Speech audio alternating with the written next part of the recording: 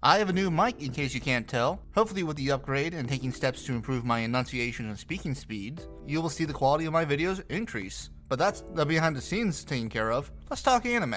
This week in our quest to review everything on the Funimation catalog, we'll be covering She Professed Herself Pupil of the Wise Man, which will now be referred to as Pupil of the Wise Man. But Pupil of the Wise Man is from our friends over at Studio ACAT, who longtime viewers will remember did 2020's Tomoyomi and 2021's LBX Girls, which were a decent baseball series marred by terrible animation, and a power suit series floating on passable animation while being met at everything else. Basically the equivalent of a kid being proud of getting a C when the report card is sporting nothing but D's. But will Studio ACAT strike out at the plate with Pupil of the Wise Man? You better believe it. But before I get into the issues, let me give you some context of what the series is trying to do. In a hit VR MMO, a group of players form their own kingdom, with one acting as a king and the other 9 acting as its aces. Each of these 9 mastered one of the game's 9 magic types, taking the title of the 9 Wise Mages. Our main character is one of these 9. Dambolf is the master of Sony magic, being able to summon an entire army to fight his battles. But surprise, surprise, some event happened meaning all the players have now got sucked into the game.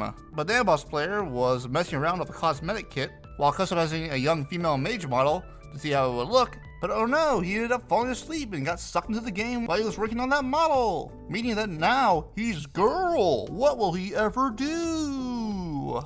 Well, he'll pretend to be Dambolf's pupil named Mira, and help find the missing members of the 9 Wise Mages, since all of them were scattered over the game's world, with some showing up sooner rather than later, over the 30 in-game years that have passed since the initial incident, as well as explore the new world of former NPCs gaining sentience and goals, be them friendly or not. So, pretty standard basic power fantasy, with a comedy hinge that the main character is stuck in a model he isn't familiar with, but simple enough. So what's the worst that could happen? Well, let's talk about the animation. Most of the time, it looks fine. No real complaints. Then the CGI happens, and oh dear, things go off the rails. You may see the Knights Mira summons and go, oh, those don't look great, but it could be worse. Then you see the demons and you go, oh no, that's bad. Especially given the fact that they're having entire conversations, and the mouth is nowhere close to moving. Then there are the giant apes, and yikes, those are bad. And they are a focal point of the episode. Then there's the goblins, and oh boy, the goblins.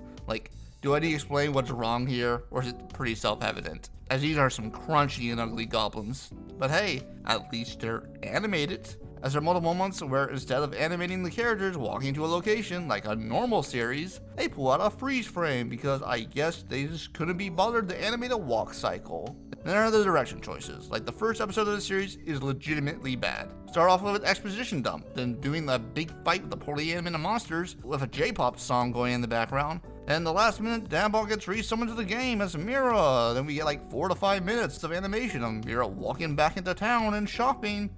No dialogue, just a backing track.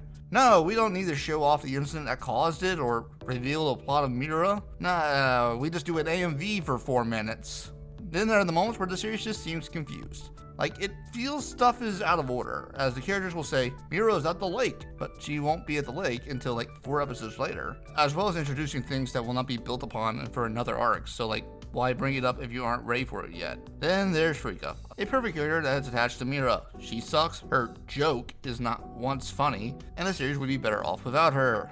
Also, why is there so much time being spent on the main character using the bathroom? Why are we dedicating so much time to the joke of, oh no, Mira needs to understand her new plumbing, and because she's smaller, she has to use the bathroom more often. Oh no!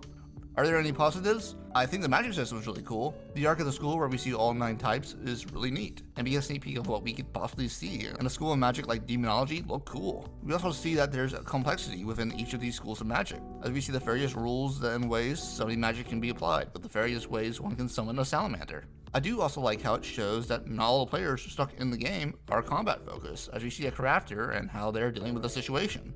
There's also the conversations about the newly sentient NPCs and what respect should be given, as Mira has to deal with the conversation of whether they should let their former retainers in on the secret, that they are actually Dambolf. But I don't feel any of these positives are enough to outweigh the negatives the series has, so no, I do not feel that Pupil of the Wise Man is worth watching.